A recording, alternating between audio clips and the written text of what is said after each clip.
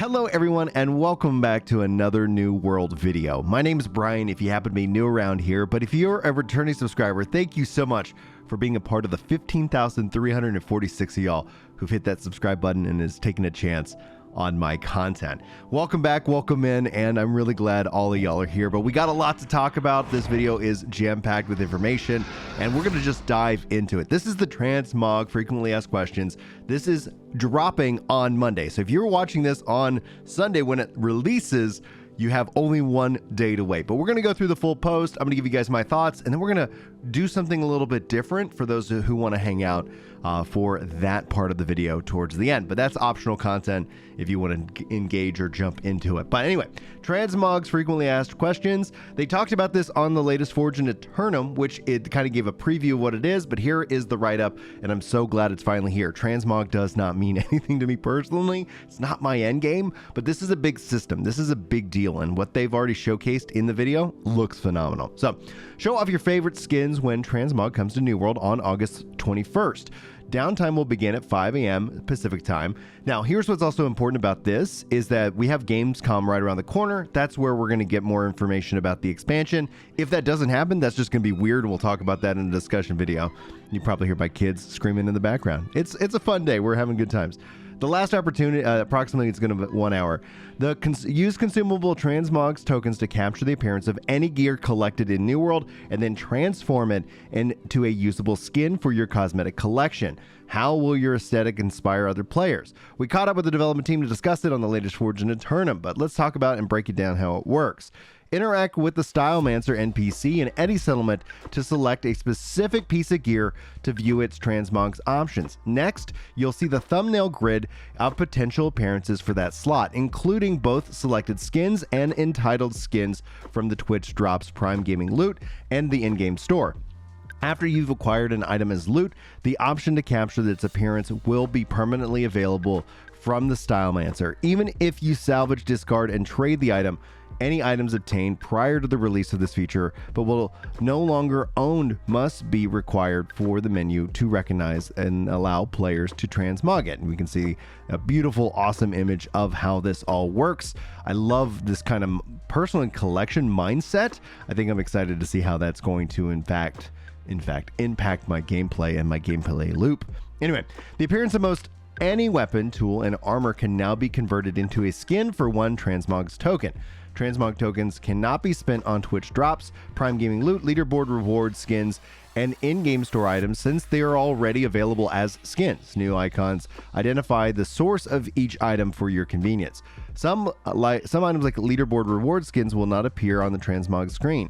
Any item that was in your inventory following the release of Transmog can have its appearance captured, even if you no longer own it. Once confirmed, the skin will now appear in the Change Skin menu as a skin option. Transmog skins will be available forever account-wide, regardless of ownership status of the original piece of gear.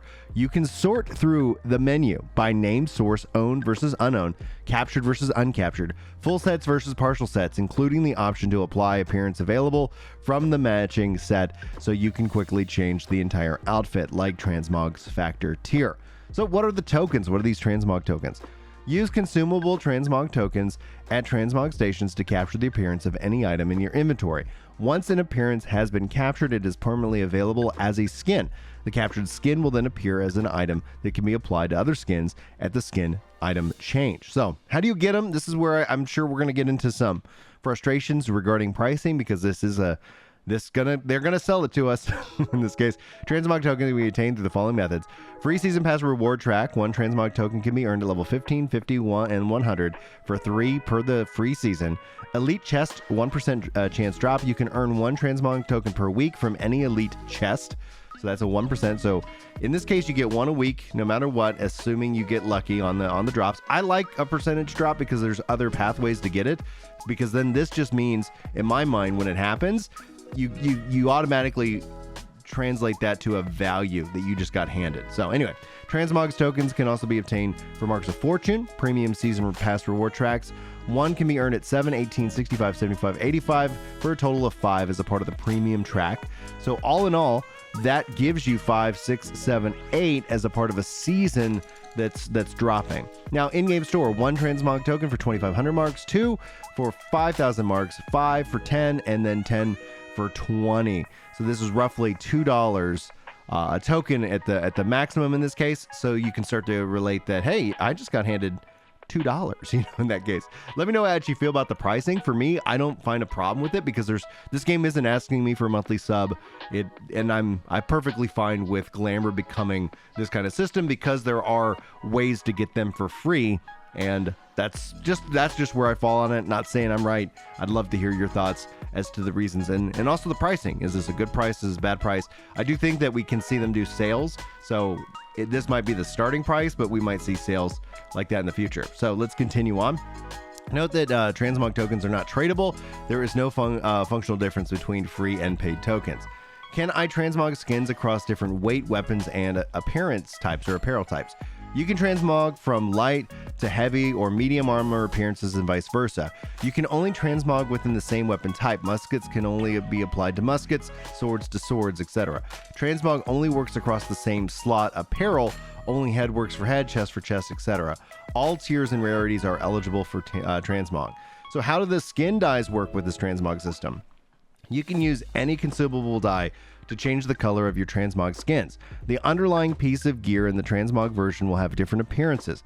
For example, you can dye a helmet after changing its appearance, but the helmet will go back to its original color when you remove the transmog skin.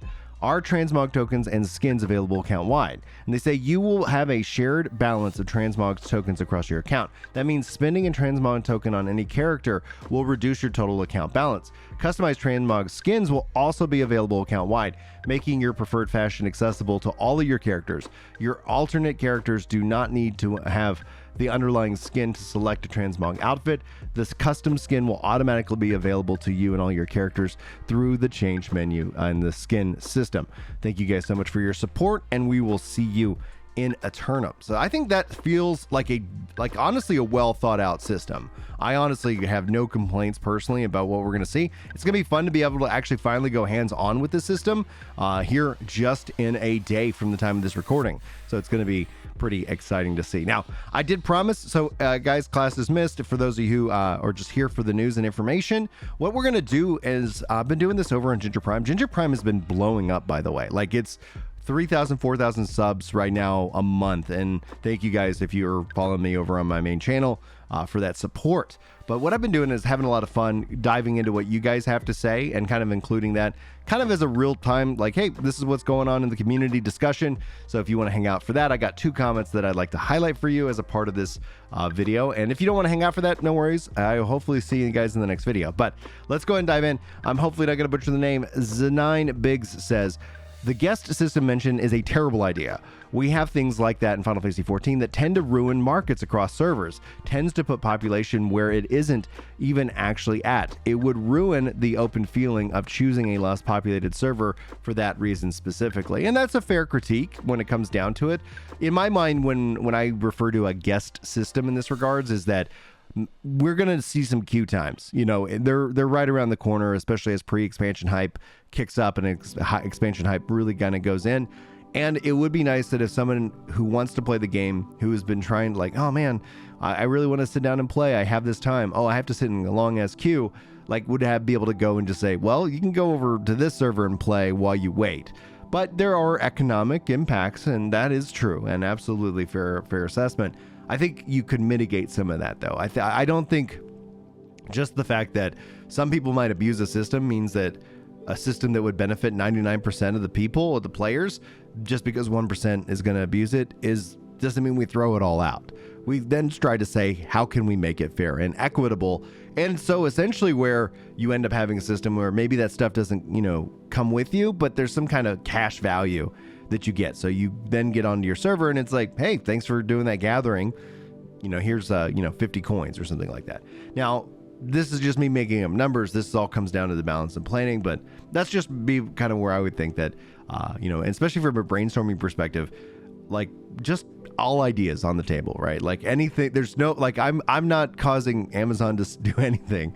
And I know there's that kind of error that content creators have that kind of power, but thankfully, you know, no. I'm just going to advocate for not just my ideas, but also your ideas. So if you have your ideas, guys, share them with me, and we can see if we can continue to keep that feedback train rolling in. All right, now, so for our last comment, I'm going to probably butcher the name, Mr. Yatlinkedaver. Hopefully that was somewhat close. It says, my wish list regarding the wish list for the upcoming expansion. Sailing, a battle royale mode. That would be fascinating. I'd love to hear some more thoughts on how that would work in New World. Archaeology, farming, mini games, underwater contents, swimming with underwater profession, insect catching like palea, named items collection book, treasure map hunting content, etc. Awesome list. Absolutely banger of a list there. I love that. If they delivered on just half of that, holy smokes. Now, I will push back a little bit on the swimming. I kind of like that the game doesn't have swimming. People advocate for it, but then all I end up ever hearing is that swimming sucks in MMOs, right? Like, we don't, and we shouldn't necessarily advocate for the game to do the things that we hate. But if you like swimming in MMOs, and I kind of related to underwater combat, everybody kind of talks about that as a, you know, quote unquote problem. Let me know, right? Because then all of a sudden it's like, are you dropping a fire staff in the under the water? Like, what is that going to look like? And I kind of like that, you know, if you're in full heavy armor, like, yeah, you've sunk to the bottom, you know, like that's a bummer, man, you know, in that case. But I know it's something that people bring up quite a bit. Personally, I'd rather have gliding, not flying, but I would love to see, like, when they bring in the mount system, if they also bring in some kind of glider, because going from some of the heights in this game, the verticality, it'd be really cool to be like, yep, we're gonna just glide on down. Anyway, guys, that's it for the video. That's it for the bonus content, and I hope you guys got something good out of the video itself. Hopefully, hopefully something. As I said, just fumble it up. If we could hit 25 likes is our like goal on this video, that would be freaking huge. Thank you guys so much for the support. Again, have a great day. Have a great week. I can't wait to talk to you about more Transmog and more New World in the coming days. So appreciate your time, and I hopefully see you in the next one. But until then, take care.